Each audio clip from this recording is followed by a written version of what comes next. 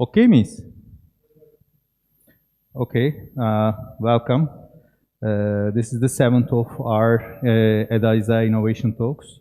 And we are here. I hope that everybody is around here.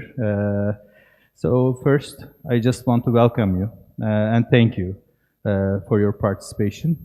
I don't think that I can do at least justice about your backgrounds when I get to explain them. So can you please briefly explain your backgrounds and of course your venture capital's background? Give a little bit more information about the venture capital, its investments and aspirations, so that we can roll the discussion over. Thank you for participation again. Okay. Shall I start? Please. Go ahead. Okay.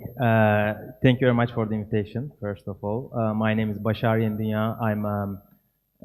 I work as Vice President at 212. I'm mainly responsible for deal flow, investments, portfolio management, and I also have fundraising and business development activities as well. I hold positions as board member and observer of our portfolio companies. Before 212, I worked in private equity and investment banking, and I have an exit from one of the companies I co-started in my early careers. I'm an industrial engineer by training. I got my degree from Bilkent University, and I have an MBA from INSEAD. Maybe I can quickly introduce 212 as well. We are one of the first venture capital funds in Turkey, started in 2012 with a $30 million fund. We made 12 investments, 4 of them became very successful. We still have 3 of them in our portfolio. And then in 2018, we started our second fund, which is 50 million euros, and we invest up to 5 million euros to mostly enterprise software businesses operating with B2B business models. We can invest anywhere, but most of the investments are to Turkish entrepreneurs, either in Turkey or beyond Turkey. We try to invest in companies where we think we can add value. That's very important for us. We have a team of 14 people with diverse backgrounds. And I think starting from Q2 of this year, we will raise another fund, probably 70 to 90 million euros, which can make up to 7 to 9 million euros investment per company. Okay. Thanks for the invite. My name is Fırat Özpınar. I am a materials engineer by education from Middle East Technical University in Ankara. Then I did my MBA in the US at Babson College, a small college just outside of Boston. Upon my return, I worked for the limited partners in the venture capital private equity ecosystem. So I worked at the Technology Development Foundation of Turkey, which is one of the first institutional LPs. And then I worked at the European Investment Fund, which is the largest fund of funds throughout Europe. I joined DCP, Diffusion Capital Partners, in 2015. And to give you just a little bit background of what DCP does, DCP is a venture capital fund investing in seed and Series A stages, predominantly in deep tech companies. What I mean by deep tech is sometimes it gets lost, like what constitutes deep tech.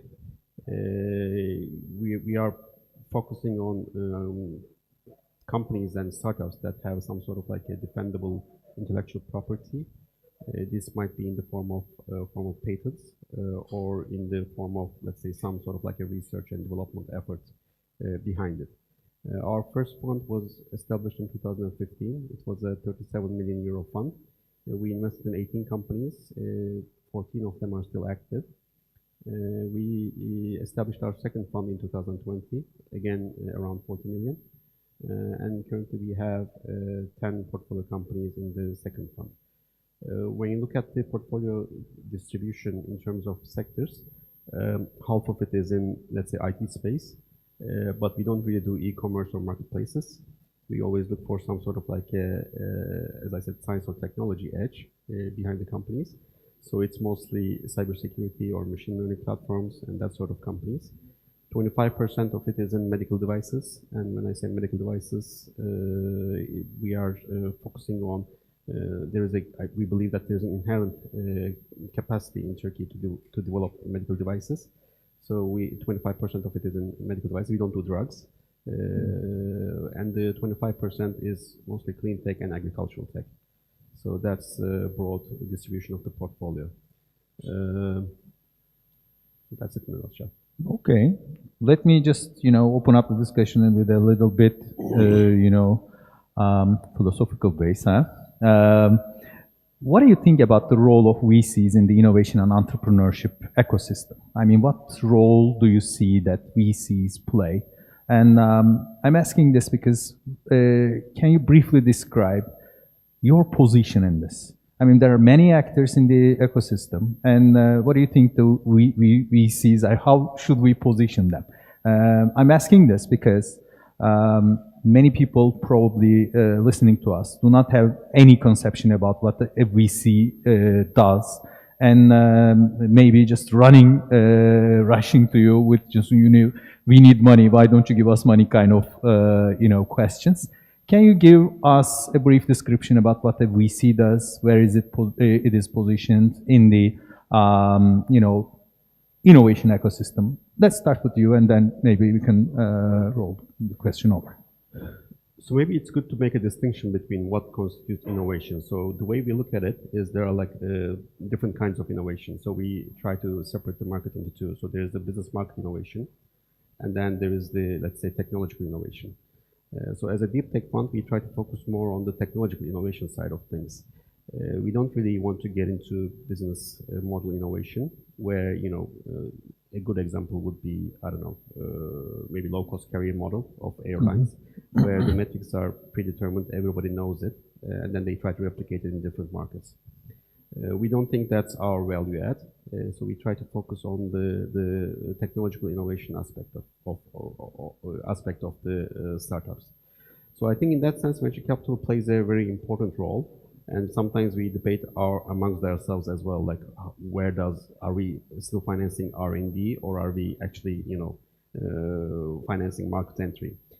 It's not very easy to determine where R&D ends, where the innovation rollout to the market begins.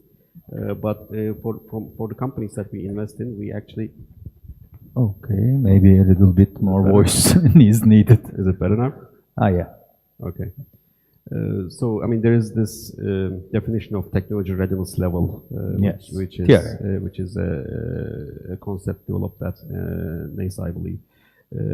But the way we look at it is like we want to invest in companies where we can actually have some sort of like a market signal 6 months from our investment. So in that sense, basically VCs, I think, play the role of, let's say, bridging that gap from the lab to the market by asking the difficult questions of like how that bridge will be crossed, and how the business model is structured, what are the plans, like how is the team,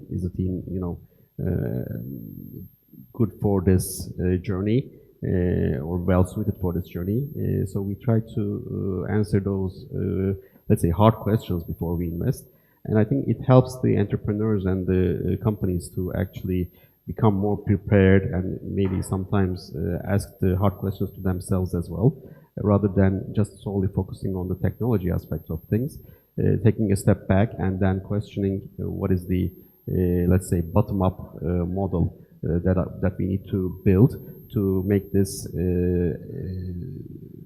technology reach the market. And when I say bottom-up, because I want to underline the bottom-up aspect of things, because like most of the business models or like ideas that we see are mostly top-down. So everybody can, most people can design their business plans about how big things are going to be, but we try to focus on since we are mostly focused on the very early seed stage, on the, let's say, first 5 customers, first 10 customers. Who are they going to be? Why are they going to buy your product? Why are they going to buy it from you? Do you have the right people to reach that sort of people? So in that sense, I think, it brings some sort of, let's say, a reality check to the ideas that that technology-wise might be very good, but from a market perspective, maybe not so clear. So we try to bring that, let's say, perspective by asking the hard questions. Okay, that's kind of a large question, I know. I mean, what I want to bring about is, what role do you think, and actually you have just, stepped in that part, technological innovation play in competitive advantage of a startup?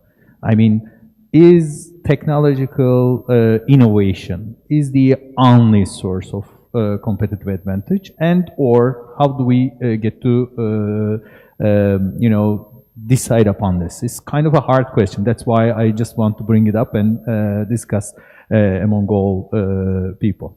Yeah, maybe first, when I hear this question, I can start answering it by looking at the VC from the purpose of the VC's emergence. VC, I think in 1960s started.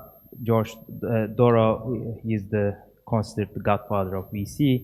He started American Research and Development Corporation to fund the startups of the soldiers coming from World War II. And then he started funding, he started supporting them. And then once he made a huge success of investing $70,000 and making $160 million exit, then VC started to gain momentum. And then in time, we have seen that most of the big corporations, from Apple to IBMs to others, they all started getting VC investments. And then we have also seen how VC invested companies started becoming successful. And when we say this, and when we look at the VC support, it can be seen as a financial support solely, but it's not just financial support. VCs mostly, we also heard that, but VCs mostly support in two ways. We can divide it into two. First, financial, of course, and second, strategic. Financial part is where VC inject money to the company, and the companies have the resources not to hire people, to test the product, to identify new markets, enter new markets, and to try new things. So this definitely helps the companies to build new technologies or to develop new technologies or to try new things. And strategic part, I think, which is more important, VCs often comes, most of the VCs, they have some domain expertise in these areas, and they provide strategic know-how, they provide strategic guidance. They can, and these guidance could be related with product strategy, market strategy, or any strategy-related item to any customer, potential customer, or potential investor introduction as well. So having a VC on board, generally, we have seen that resulted in positive outcomes for most of the companies, especially, of course, we are generalizing, but there are VCs and there are VCs, but it is the main idea. So just to add on to that, sure. I think, when you make the distinction between business model innovation and technological innovation, I think VC serves the purpose of, let's say, an entrepreneur finds an opportunity which is working somewhere in the business innovation field. I think VC plays the role of disseminating that concept or that business model throughout the world, somewhat accelerating the let's say, diffusion of innovation. And on the technological side of things, because the technology is not yet proven yet, VCs can be instrumental in taking that, let's say, first risk for testing the market, and that once those risks are, let's say, mitigated, then it becomes more, let's say, proven for further investment. So I think in either case, it actually gets the innovation, enables the innovation faster to the market, and depending on the case by case, it can be really, really big, and the returns could be quite interesting. Right now, I just want to delve a little bit more into the VC operation. I mean, for each and every one of us to understand the business model of a VC on your side, How does it operate? Can you just open it up? I mean, how do you get the money? How do you just spend the money? What are all these kinds of, roughly operational processes that VC does, so that we can unpack it a little bit more on the further question, especially coming to the deals with the startups and what you seek from the startups, etc., so that we can understand better the position of the venture capital and its operations. So you can think VC venture capital. You can think a venture capital firm as a normal startup. We need to raise money to make investments, and these investments should be successful, and then we make money.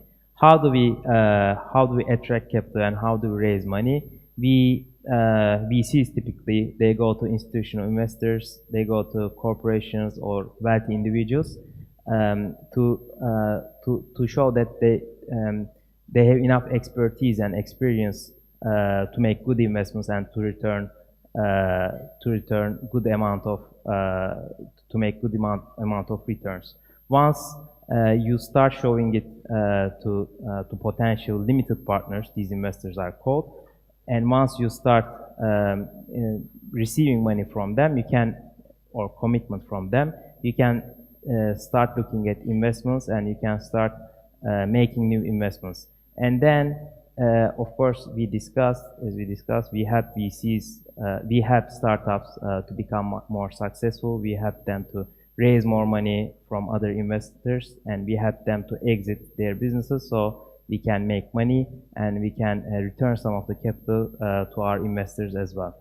And VC operate like this. This is the cycle of the VC. And then when you become successful, I want to underline, I mean, what's the difference between a strategic investor and a VC investor?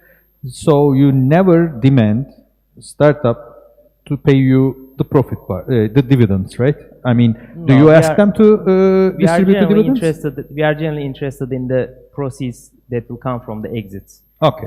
So we need to think about this exit thing, okay, right? I mean, this is another question, but it's coming up. Exactly. So you raise money, and then you invest in startups. Usually, what about the stakes? What can you call about it? I mean, like 10%, 15%, 20%? Yeah, it depends on the strategy. It depends on the investment thesis. It depends on the VC. It depends on many things. But for us, we seek to get at least 10% shareholding at a startup. Invest at least 1.5 million euros as a first ticket. But of course, it depends on the stage of the company and depends on the main thing. Depends on the strategy. To give a clue about people, about the percentages that these investors are asking right now, that's why I'm just trying to bring it up. The idea is to get minority shareholding, and most of the VCs they don't want to involve in day-to-day business. You should think that everyone is on the same ship, and we all want to grow the business. So we don't want to interfere with anything. We just want to company to become successful, to have a larger size and have a exit with a profitable exit that will satisfy all investors. So that's the main goal, that's the objective, and we all play this game. So fund structuring is, I think, like there's a lot of things within the entrepreneurship ecosystem that is actually very similar at the fund of funds level, at the fund level, at the entrepreneur level. So when you say fundraising, as a startup, we also, as a team, try to identify a market opportunity in the domain that we are operating. And we try to go to the investors, mostly institutional investors, and try to convince them that we are the right people to benefit from that opportunity for, let's say, within the framework of our investment strategy. So we try to explain why there is this opportunity within, let's say, just to generalize, like a deep tech in Turkey. And then we make a case about it. We show some pipeline companies. We try to explain our track record, what we have done so far, what we are willing to do, our returns so far, and then try to convince them to make a commitment to the fund. So the funds are actually never holding, let's say, cash. They are always a partnership. It's a contractual structure obligation which is based on commitments. So once the VC manager, let's say, or like the GP, the general partner is the main term, finds a good company to invest within its investment strategy, it makes a capital call and calls the capital from the institutional investors. There are different kind of institutional investors within the let's say that invest in the space. Mostly they are let's say pension funds, university endowments, development financial institutions, corporates, and sometimes high net worth individuals or family offices. So these are the broad, let's say, investors that are investing in the venture capital funds. And once this happens, you spend the money, right? Which is the part generally people are trying to understand. So how do you seek or scout, opportunities? I mean, on the startup side. Is it, like you've been to different types of road shows, different types of demo days? You actively seek or people are coming to you? How does it actually operate? What do you do?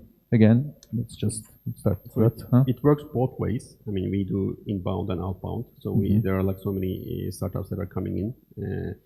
And when they look at the, let's say, when they're in deep tech space, there are not that many addresses that they can go. So somehow they find us. And we also go to every event, whether it be, let's say, roadshow or, let's say, accelerator program, business plan contest, contacts with the investment banks active in the field, universities. We are very active in universities, especially.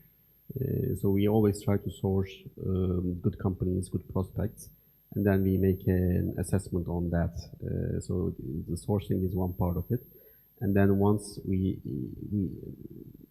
have one or two, let's say, meetings, then the screening part starts.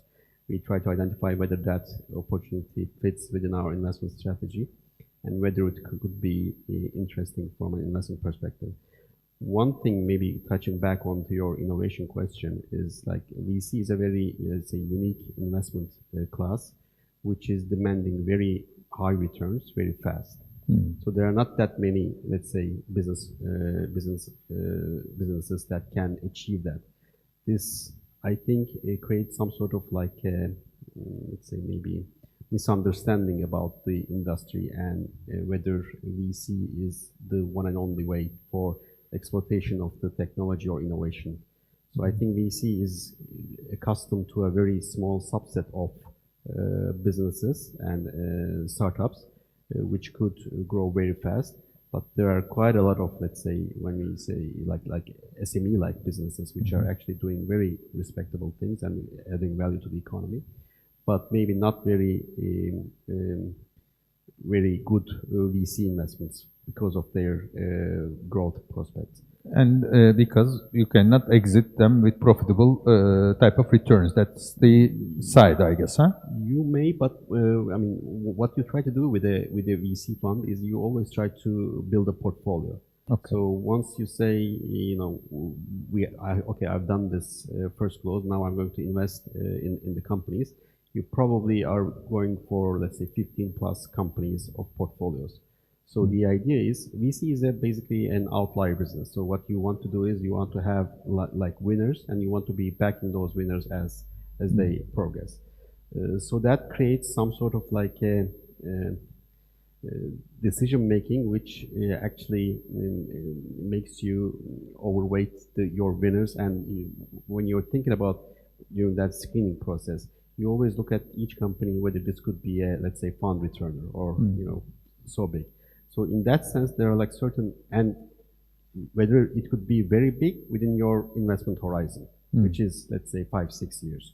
So which is that's the time horizon. I mean, the 5-6 years, or maybe more, maybe less. What can you say about this, Rashad? The typical fund structure is fund life is 10 years. First 5 years investment, second 5 years divestment mostly. And you don't make new investments after the year 5. That's why 5 to 7 years. You exclude follow-ups or include? No, new investments. New investments. You can do follow-ons, and you can support the companies that are already existing in your portfolio. But if, let's say, our first fund, it is at year 12, we needed to extend the fund because there are very successful companies. One became unicorn, the other two are performing well. So we had to get advisory board approval to extend it. But typical fund life is 10 years, and you need to generate profit as fast as possible. True. So we have a short time of horizon to manage these returns and everything. That's why it's kind of a aggressive type of Exactly. point. Okay. So by the way, I need to remind people on the online that they can just shoot out all the questions. We will take them, and probably Alper will help me about asking them. If you have any questions online, please just write them down on the chat screen so that we can ask here. Okay, so we make the investments, and what do you? How do you screen them? What are the basic type of qualities? When people, and there are people around here, I know, when they come to a VC, what kind of self-assessment perhaps they should make in order to be considered by a VC as a good opportunity? So we always try to look at different aspects of the ideas that are coming in to our fund. So everybody will tell you that it's the market, it's the team, it's the technology. But I think the most important thing is the team, and probably most of the VCs will tell you the same thing. Team. Team. Okay, So, we need to underline that. Okay, team. Yeah. So what kind of team? What about the team? Yes. one of the fundamental risks that we see is if there is a, let's say, falling out among the team members along the way, it's one of the hardest problems to solve. So, and that probably is the number one company killer within any, let's say, disagreement, or let's say for any cause. If there's a fallout of founders, then it becomes a very difficult situation for us. So one of the things that we look at is whether the team members have previous working experience for a certain period, or are they just fresh out of college, just team coming together and then launching their own business for the first time. That's sort of, let's say, not very let's say concrete, but we try to understand whether the team has worked together previously and whether they have overcome obstacles together. So that gives us some sort of like an indication that, okay, this team has been through some rough times, so they can actually be together for a period of time.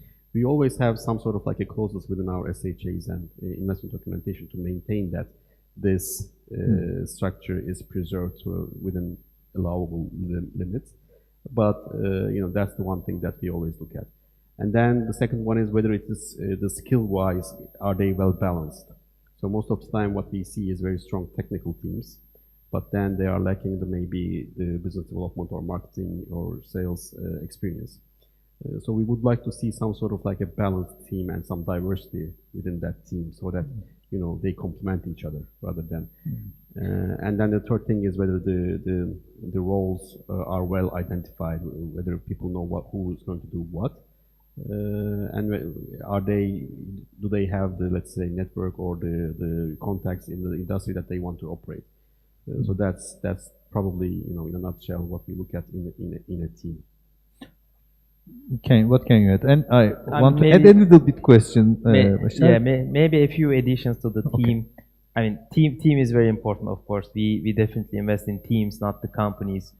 And two more items that can be important. One, most of the VCs, they are hesitant to make investments to solo founders because we all look at team members that complement each other, first thing. Second is, sometimes we look at companies, they have a very good team, but their product is not there yet. Sometimes our bet is that the team has the ability to pilot the product, to pivot the product. They can launch a new product. They they already have an expertise, they already have some vision, their background is there. But existing product, probably it will not work. But then your bet will be on team's ability to launch new product. That's also important. And another item is, of course, teams' ability to hire very good people and retain them. This is also very important. Sometimes you see good people, super genius, but they cannot hire people or they cannot retain people in the So organization. people management. People management is very important. What about the solo entrepreneurs? I mean, even though they have a team, but they are on salary, but they work together. Do you still, push them to become partners, or or do you even do this, or just just cross it out? It is generally it is difficult case. The solo, there should be a very strong solo founder, like a Superman or Superwoman that can manage everything. Because when we look at our best success stories, Insider, 5 founders, one of the founder responsible for sales. He doesn't even have a house. He's moving. He's changing countries every 2 months. He's making sales. That kind of dedication you look for. And another one only focusing on technical. Another one focusing on customer support. Another one just CEO role. Then you I mean, you generally want people who are dedicated enough who are driven enough to create a success story. And without having co-founder level involvement, it's very difficult. Okay, I just want to bring up the hardest question for everybody, I guess. What do you think about the academic persona as a a startup founder? I mean, it may be a little bit prejudiced type of question, and I don't want to stigmatize anybody or classify anybody or generalize anything. But what do you think about the academic persona? Because we are an alliance of 9, now becoming 10 universities, and there are eager researchers who are willing to create their startups or have even created their startups. So what can you say about this kind of persona? So I think maybe touching upon the solo entrepreneur part, I think as long as the entrepreneur, whether he or she is a single entrepreneur or there's a team around them, they need to be good team builders. I think this is very true for academic entrepreneurs as well. So I think entrepreneurship in general is some kind of like a different breed, or entrepreneurs are different breed, or like they have some sort of like a different mindset. But they understand the importance of, let's say, team building.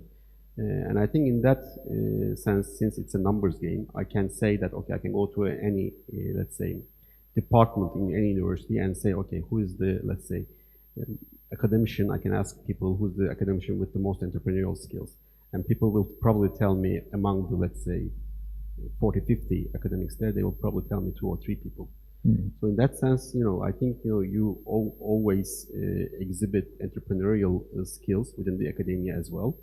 But I think, from our experience, what we see that, we consider ourselves lucky because like the investments that we make are mostly in the deep tech space, and we get to learn the basics and the nitty-gritty of everything from the best person who knows that, who has dedicated his life to that research. So in that sense, from a technical perspective, it is very, first exciting for us and fulfilling for us. But what we try to do when we put on our investor hats is whether this person is able to put together a team, inspire that team, and then make this a reality. So that we try to look for that sort of qualifications. So I think, rather than having academic entrepreneurs, I think is very good because like you're probably talking to one of the, let's say, 4 or 5 people in the country who knows that domain very well. But then you try to assess whether how can we complement this team with the right, let's say, business development, marketing people, and whether this person is something that can inspire people to work for him within different roles. So that's the kind of assessment that we try to look at. So we don't actually say, okay, academics are not good entrepreneurs. In general, most of the people I think do not have the, let's say, drive or I don't know, like the right mindset to become an entrepreneur. It's very challenging. It's very demanding. So it's a numbers game, whether you are in academia or in normal setting. I think this is applicable for most of the VCs that are not deep tech. VCs mostly look at the commercialization of the product or idea, and when I look at the projects that are coming from academia, I see a deep technical knowledge, a very good technicality behind it. But most of the times, either the approach or the product is not scalable yet. So we discussed the fund structure. You need to make investments in the first 5 years, then make an exit in between 5 and 10th year. Then when you consider the fund structure, it is generally very difficult for you to back the academicians in the when you look at initially. But then when an academician solve it by surrounding themselves with good team members and by proving themselves and finding some good product market fit for their products, then they will definitely have a competitive advantage over the competitors, because they are the ones knowing the industry, probably the solutions very well than over the competition. So it is not just one answer. It depends case by case, and because this is the main pattern, we are discussing this. What is important, I think, is like, or like a common pitfall is like falling in love with the technology. So like, technology in its sense is not going to, without identifying the real problem that it solves or the need in the industry. Mm-hmm. So if the entrepreneur has actually done the, let's say, work and then identified that, let's say, fit or need, then it's a much easier conversation. Mm. Very interesting. So just we now talked about how you select or scout, and then what about the deal process? Can we just unpack it a little bit more? I mean, when does the application start? How does it unfold in consecutive stages, like the term sheet and the contract, and what happens afterwards? Can you just briefly explain a little bit more about the process and, of course, the time horizon, which generally starts from this part, and how much time does it generally take to get the money to the account? I think this is one of the most frequent questions that are asked of course, I need to ask this. But it also depends. Our fastest investment was 13 days. Oh, longest was 12 months. You said days. Days, yes. Oh, let's hear it. Okay. Longest 12 months. So it also depends. There are many things, of course, when there's human factor. But the usual process is like this. We first source deals, inbound or outbound. It comes from our network, or we identify a company. We have an investment team. We have the first meeting. It's generally 30 to 40 minutes meeting. We try to get to know the team, understand the product, the market, and a little bit more. And then we have a quick assessment within the investment team. Either we want to continue or not. If we want to continue, we dig deeper into the industry a little bit more. We try to identify first market opportunity within ourselves. Then if we think that there's a good market and the team looks okay, then we have second meeting with a little bit longer time, and then we ask more detailed questions. And after the meeting, if we still like the company, we send a question list, a long question list, to ask our questions that we, in different areas from HR to product to some potential risks to their future vision to exit. And then we have partner meetings, and then we give term sheet to them. In the term sheet is the document, it's a non-binding document where you can see all the conditions of the investments and partnership and the shareholding. We would like to make a, let's say, $1 million investment at $10 million valuation. We would like to get these kind of rights. We would like to be a board member of the company. We would like to be involved in these decision-making processes and these kind of things. And we also, of course, try to protect ourselves if these kind of cases occur. We need to be reimbursed or something like that. And then after this process, we start due diligence process where we look at the company legally, financially, maybe sometimes technically, and in other aspects. It also takes. Do you do it yourself or outsource partners? It also depends on the size of the company. Sometimes we outsource people, sometimes we have some in-house experts that we use. Then if we don't see any red flags, we want to continue investing, and now we have much detailed agreements.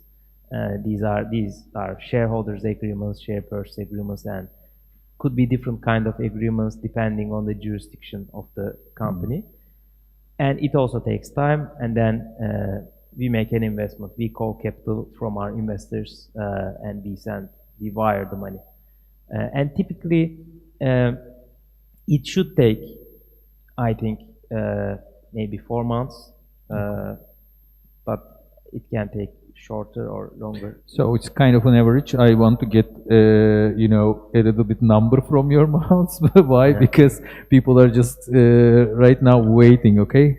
How much money do we have until that? And so they need to apply to you before their money runs out, right? This is the predominant type of thing. Exactly. I think they need to be in touch with all the investors from maybe after proving that they have some product market fit. They should be in constant touch with investors, updating them. They shouldn't come to us before 3 or 4 months of depleting the money. Yeah. Can you say more about this? So I think this is one of the things that is also similar in fundraising for funds and fundraising for entrepreneurs as well. It's always good to show momentum and determine some sort of like a touch points with your investors, and communicating them the progress that you are making. I think in our case, the normal investment process takes anywhere around probably like maybe 2 months to 6 months. But what we do is we always have certain companies in our radar that we have been following for, let's say, maybe longer than 1 year, 2 years. So one of the companies that we invested, we know them probably in more than 3 years. Not that we invested at that time, but once the company hits certain milestones, then we are always we are ready, and we are more convinced of the momentum that the entrepreneurial team is building. And the other thing is, I think, it is good to have some sort of like a process of this, let's say 3 to 4 months, because like everything that you do throughout that process towards the final investment decision and, signing of the documentation, that process teaches you quite a bit about the team, entrepreneurial team, and then the business. So I think the idea is, since you are making, let's say, a partnership for long term, let's say 5, 6, 7, maybe sometimes longer periods of time, then you try to get to know the people that you're going to work with, and you try to build this rapport and what kind of, let's say, communication that you can establish with that team. Are you understanding each other? Are they coachable? Are they not coachable? That sort of, let's say, convictions that you can actually find at that process. So I think it's anywhere between 3-4 months is reasonable. But then it is always best to keep in touch with any investors that you touched base with. Even if they don't invest in this round, they might be willing to invest in the next round, and that's also good, for establishing funds as well. And what happens after the post-investment? I mean, there are added values that you can create for startups. I mean, aside from the money, and maybe with the money, because there may be multiple rounds. And are you active in raising the funds in the next round, or how much are you active in the finding other investors or getting in touch, documentation, whatever is required? What kind of roles does actually the VC play around here?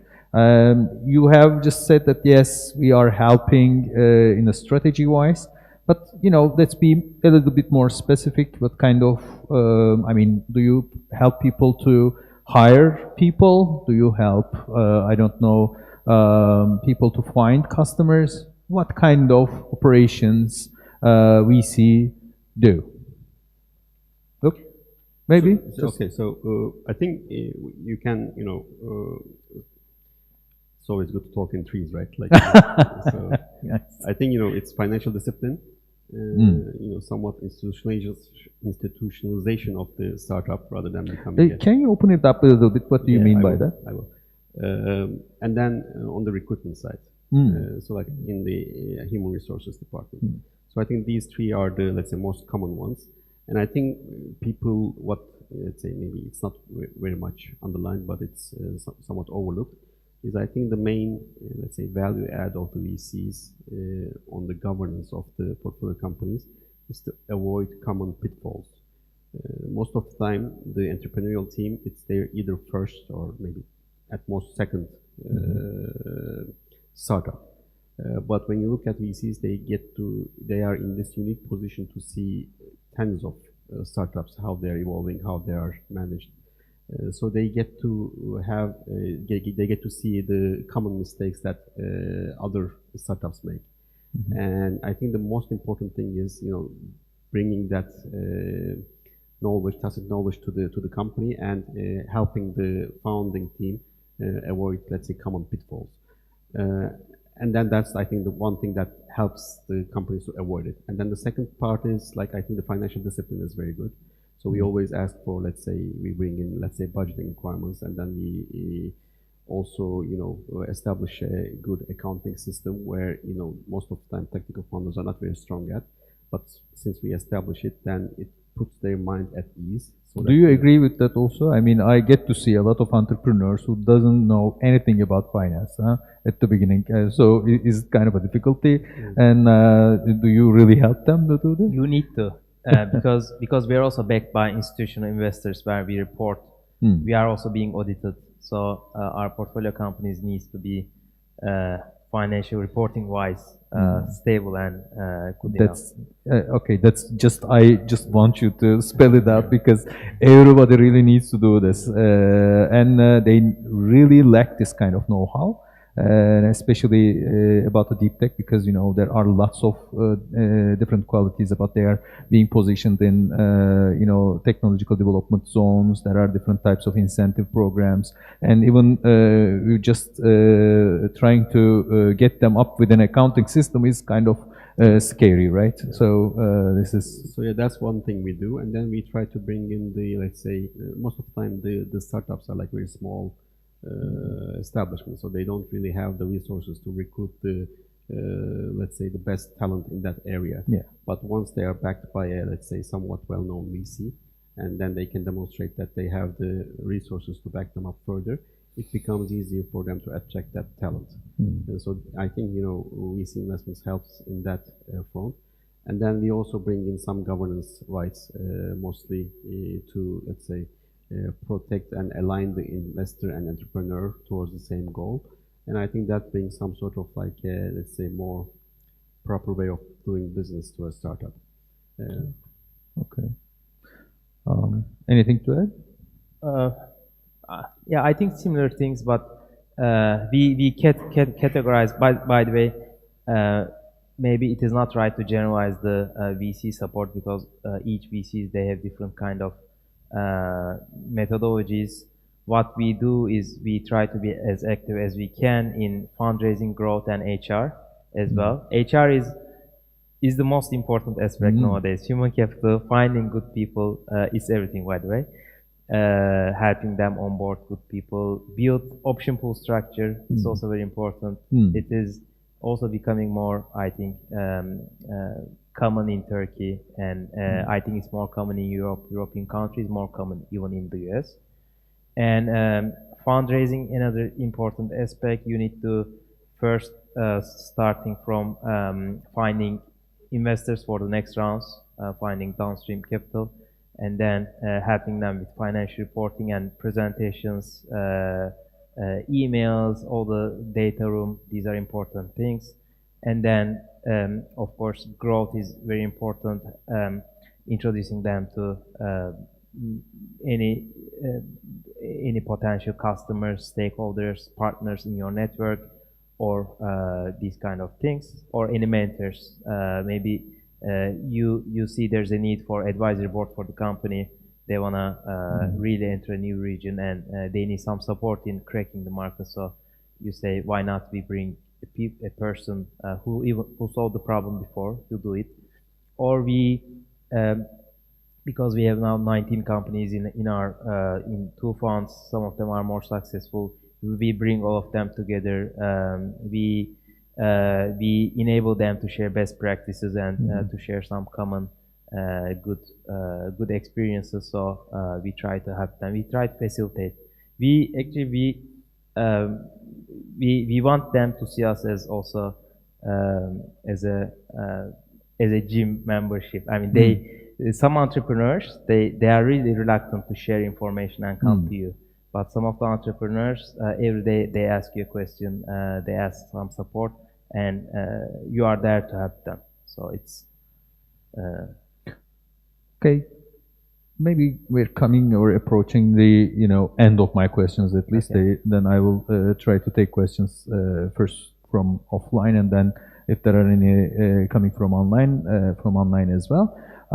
What do you think about the context bound of investment? I mean, before COVID, there is this understanding that people are actually investing only from a certain radius from their locality, and this is even true with the advanced markets. I mean, the US guys only invest in US, and not just US, but in the Bay Area. If they are founded in the Bay Area, in Silicon Valley, they just invest in Silicon Valley and nothing, never around.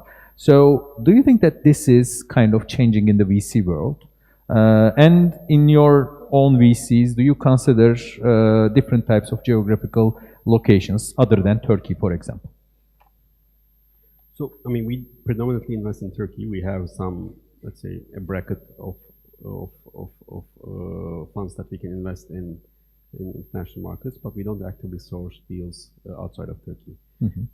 I think from a investee company perspective, or like from a VC perspective as well, there are very strong network effects within the VC and startup ecosystem.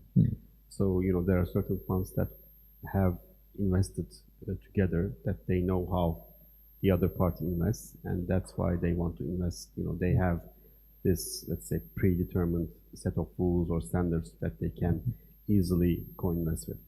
I think that's one thing that has not gone away after COVID. I think that network effect is still there.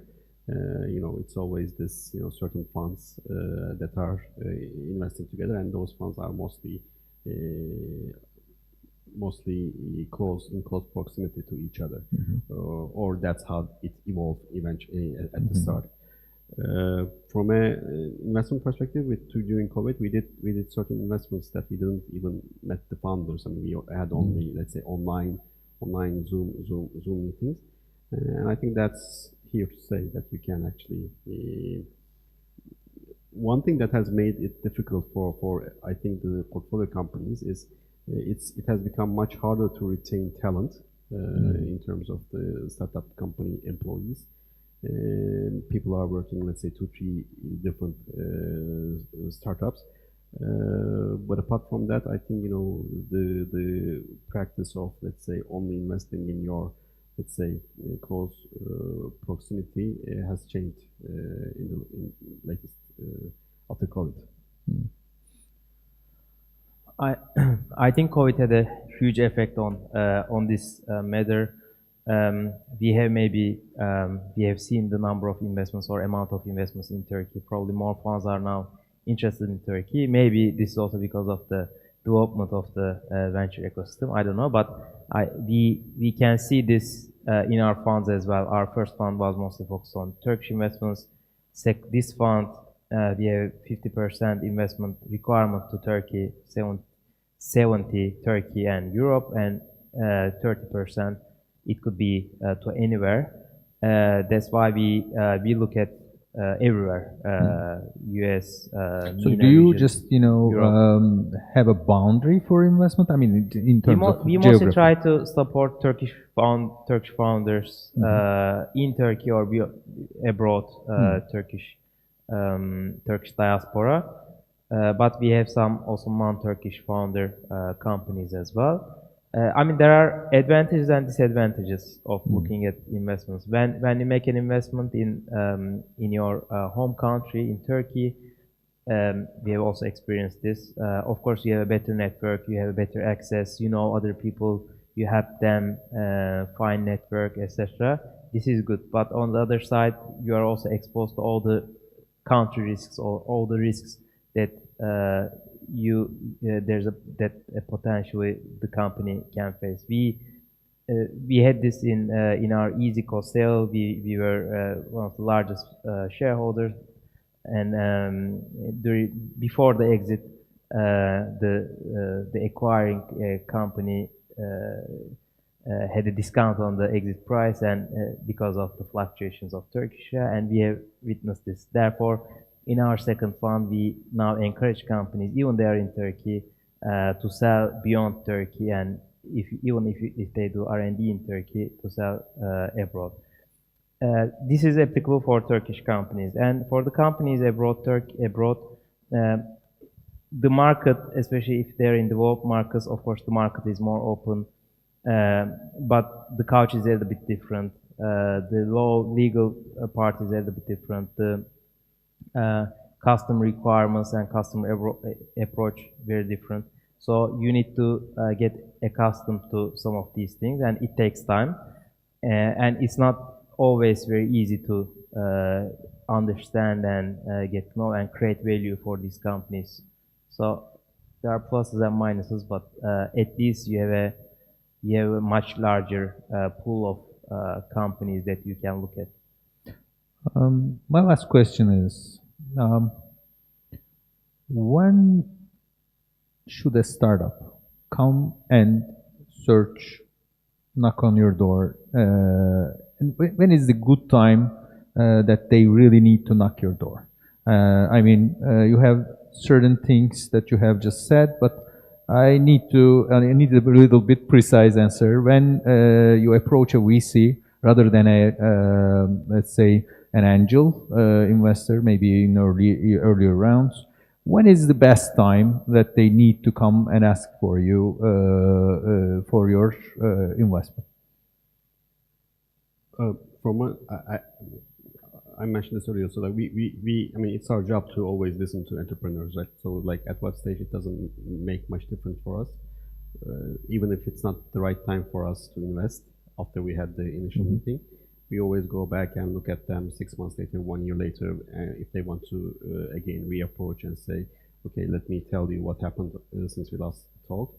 But from a, let's say, VC perspective, I think the best time to approach a VC is once they have launched a new fund.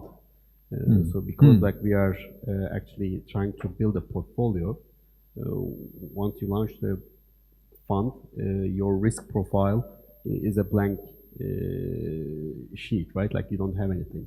So once that portfolio starts to take shape, then you're always having some sort of, for example, you have some exposure to life sciences, and then maybe your appetite for life sciences might be going down.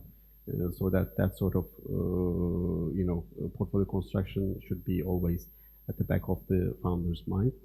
So I think in that sense, the best time is once the fund is just launched. There are not that many portfolio companies, and if you think that the fund's investment strategy is close to what you guys are doing, then it might be the best time to. But you still seek product market fit and related type of measures, right? I mean, what kind of things perhaps you would really like to see? I think ideally there would be, and because we do seed and Series A, we'd probably want to see traction with, let's say, several, let's say, beta customers. Good. Maybe like 2-3 customers, and then and see if they can give us the roadmap of how that could be scaled to, let's say, 10 customers, how and why. Then I think it might be a discussion that we would always like to have. Okay. Our when we look at our investments, I think 15 to 20% come from the ones in watch list. We also like tracking the companies, tracking the progress of the companies, and then invest later. Because when you first see them, you don't know them, and you need some time to digest everything and to understand what they do, and to track the progress and to understand really if they can do it or not. That's for sure. That's why we typically advise startups.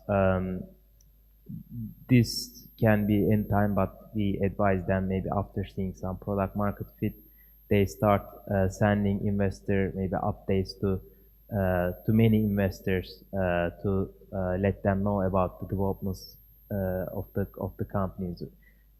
I mean, these can be related with product, it can be related with the traction, your sales, or could be with new customer logos, or could be related with new HR or new markets you enter. This is very important. That's why I think you always need to be in touch with VCs after building the foundation of the company. Do you particularly seek, for example, prior angel investment, or I mean, without any previous investment, I wouldn't even just care. Is it something, or you wouldn't? We typically want to be the first institutional investor. There can be angel investors, but we don't require them to have any investors. But these investors can also teach the companies how to sell, how to build an organization, etc. It also just come to my mind. What about the crowdfunding? What do you think about the crowdfunding? I think crowdfunding has a very good purpose in demonstrating whether there is a desire for the product that you intend to build. So in that sense, it creates the validation that the VCs seek for. So if you can show that the crowdfunding, with a crowdfunding campaign, okay, I'm going to build this, and there is this much interest, people are willing to buy this. But at the same time, it's not very easy for, let's say, for us to assess. In addition to the initial demand, we need to understand why it's going to be a, let's say, not going to be a single product company, why it's going to be big. Can you build a business around this idea? So it has its upsides and downsides. So I think, crowdfunding is good for showing the validation, but you still have to make the case that this is just more than that campaign that you're running, and there could be a big business around that particular campaign. What about the equity-based one? I mean, equity-based crowdfunding. Is it a good thing for equity-based crowdfunded type of company to be a partner as a VC, or back it up in the later stages, or it creates complication? What do you think about it? It does. When you have so many, shareholders, then obviously it creates some operational burden. I agree. I mean, company structure and company cap table shareholding structure is very important. If it makes any complications in the cap table, of course, it's very important, because you, as an investor, you typically want to invest in companies where the deal will be simple for us to execute. We don't want to deal with all the potential shareholder problems in the future. Of course, it depends on the shareholding agreement and other things, but it can make a difference. But having said that, sometimes we can see companies that cannot raise money from typical investors, angel investors, even friends and family, and they need to go crowdfunding. I also respect that. And with the crowdfunding, they can prove their product. Maybe they can even first have the first traction, and then they come to you. I mean, we try to look at objectively, as objective as we can to these kind of companies as well. Okay. Then I just want to turn around, right? I noticed that I never did that. Sorry. Any questions? Everything is so clear. You need to ask questions. You can never find these guys, huh? Question? Okay, we need the microphone so that everybody can hear. Generally, the first question brings everything around, huh? A brilliant one. Thank you for today's session. Actually, it was really very useful. And while I was following you, just trying to understand about the ticket sizes, because sometimes, as far as I see, by being an entrepreneur and a startup, we are dealing with the right ticket sizes to understand. A little bit more. Yeah, maybe it's better. Yeah. So the question is how these ticket sizes are defined, and what should we know about the ticket size of the investment company, and how it is based, on the startup ecosystem. So it's about ticket sizes, and how do you determine the ticket sizes? Yeah. Okay. Just to clarify the question, is it how do we define the ticket sizes for the fund, or how as an entrepreneur you should approach the fund based? The both are meaningful, actually. The both are meaningful.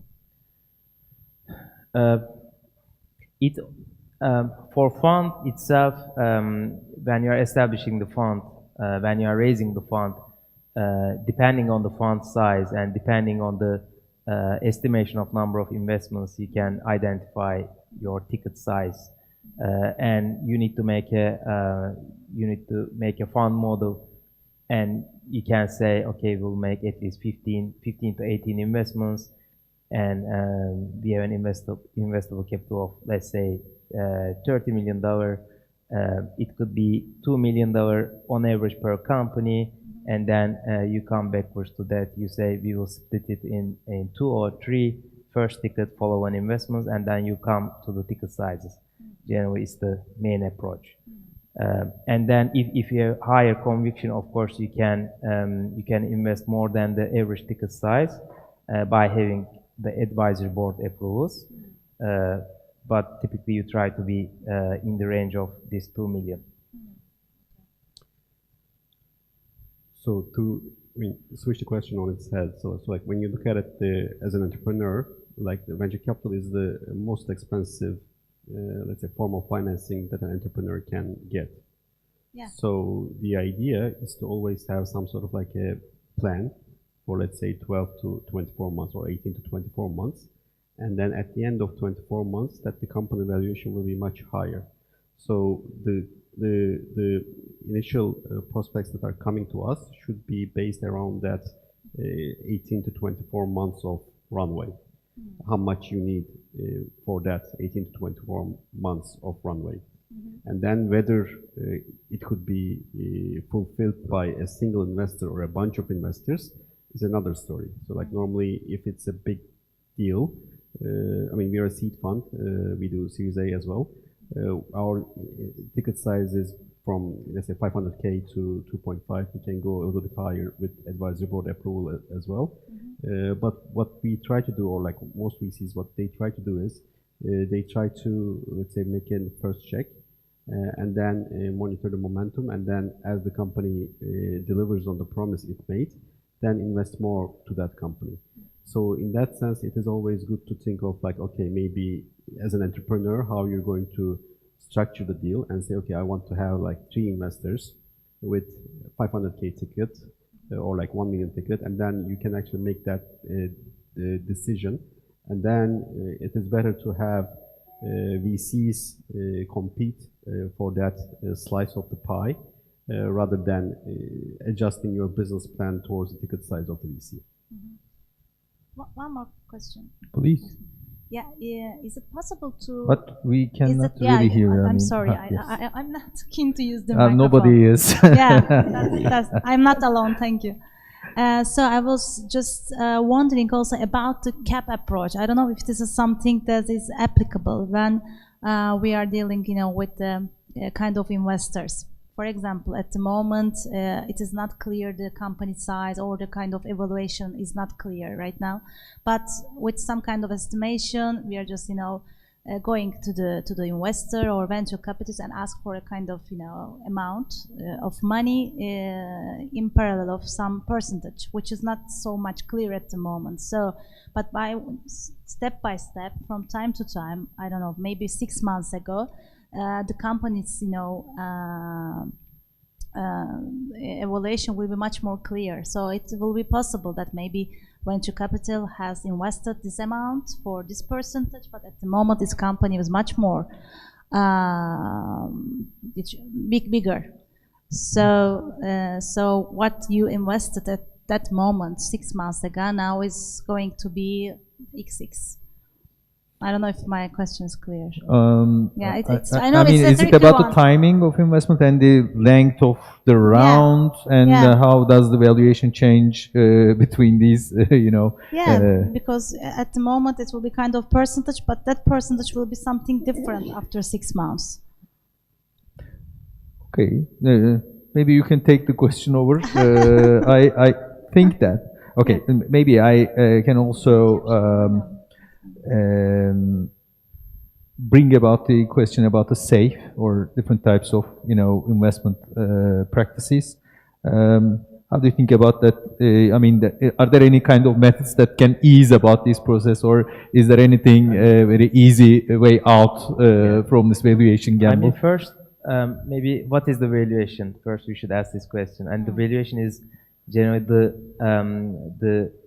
the amount that you think the company is valued based on its future performance. So you are expecting the company to achieve those results 6 months later or 1 year later or 2 years later. Therefore, it's difficult to say that in six months later the company is doing that. Of course, depending on the performance and future estimations, this can also change. Valuation is always difficult for the companies, especially if you are very early stage. It's difficult to come up with a specific number, and it's difficult to negotiate with investors. In the US especially, it started in the US. They solved this problem by issuing some agreements called SAFE or convertible note agreements. There are not specific valuations, specific numbers, but there are two numbers. First is the cap, is the maximum amount of the number that the valuation will be treated, that the shares will be converted. And then there's the discount factor. If you're an early stage investor, if the company gets another investment as an equity, then you will have 20%, 30% discount on the next round's financing, the valuation of that round. So there can be several ways to mitigate this, and this is more applicable for early stage companies. But it is always the case, unfortunately. And the typical dilution that you need to expect for each round, I think between maybe 15 to 20-25%. By the way, do you encounter safe type of agreements in Turkey? I mean, since you are around, I mean, maybe not early stage investors, but do you hear them being made around? There are some kind of applications. I think it is not specifically stated in the Turkish trade. That's why I'm asking. We lack knowledge about the but lawyers can create different kind of mechanisms to mirror that safe mechanisms. I think there's too much emphasis on the valuation discussion, especially at the very early stage. So I think, safe is just another way of, delaying the, let's say, decision making to the next round. If you're at the very early stages, most of the time that the company valuation would be driven by the cap table, like how much the entrepreneurs want to retain, how much they are willing to provide to their employees in the form of option pool, and how much they need for that 12-month to 18-month period to demonstrate the milestones that they said they are going to achieve. Coming back to your question, you can obviously negotiate the milestones and say, okay, I accept this valuation, I'm going to get 500K, but if I hit this milestone, then I want the valuation to be this much. You can obviously negotiate that sort of metrics into the SHA.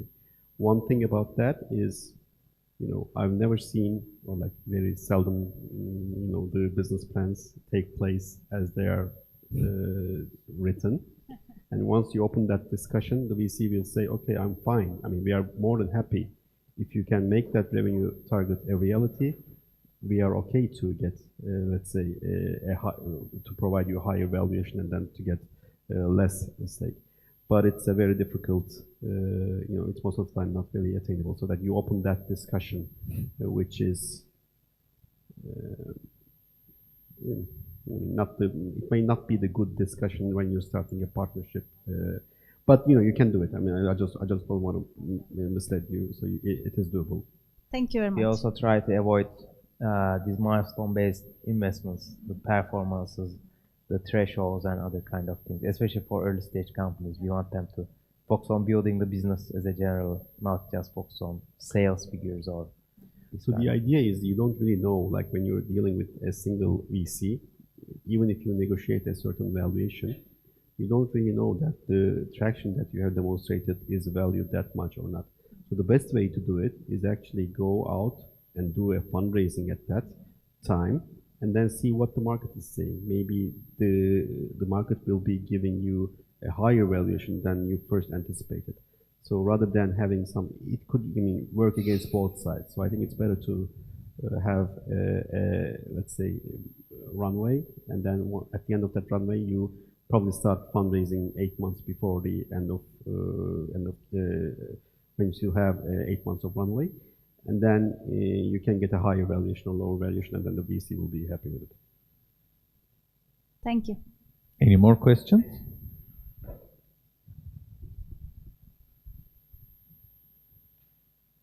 No internet? Really?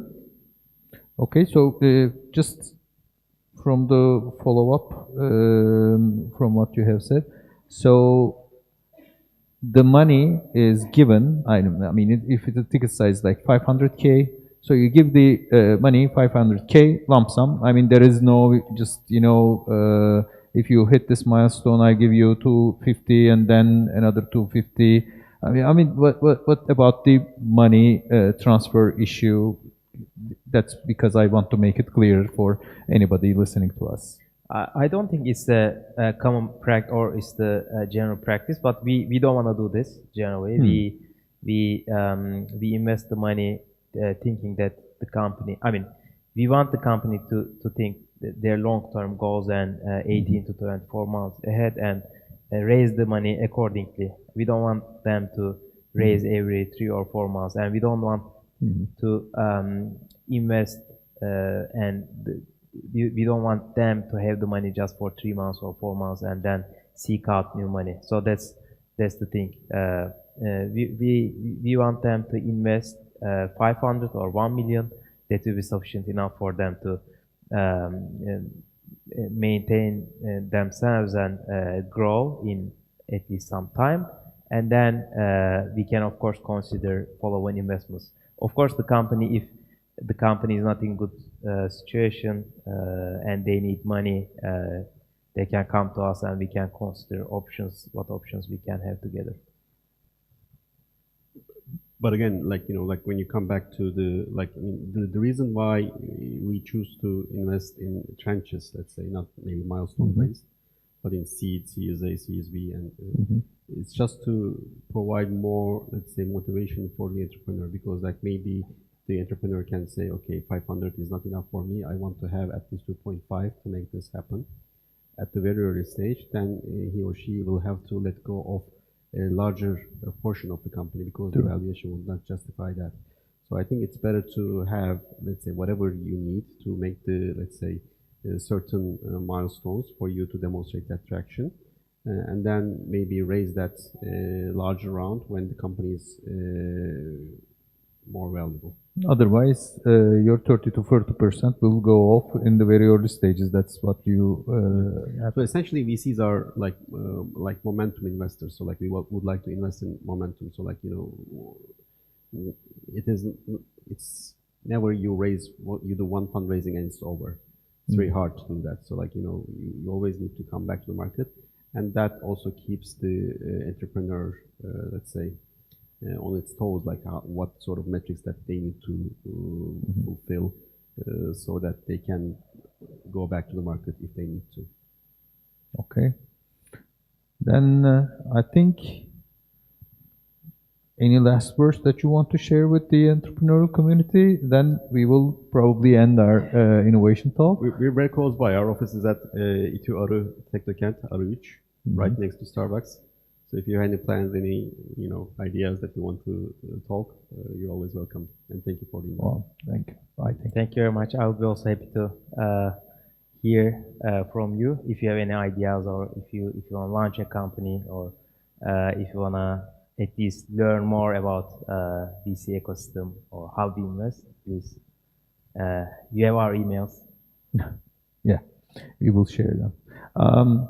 I want to thank you on behalf of Istanbul Technical University, and of course on behalf of EELISA, especially the InnoCore part, for taking part of this innovation talk. I hope that we can clarify at least about the VC's role in the innovation ecosystem. And again, thank you. Thank you very much. Thanks.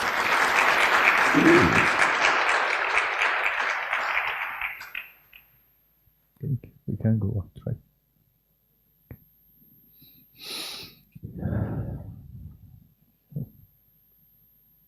Teşekkür ederiz. Vallahi sağ olun.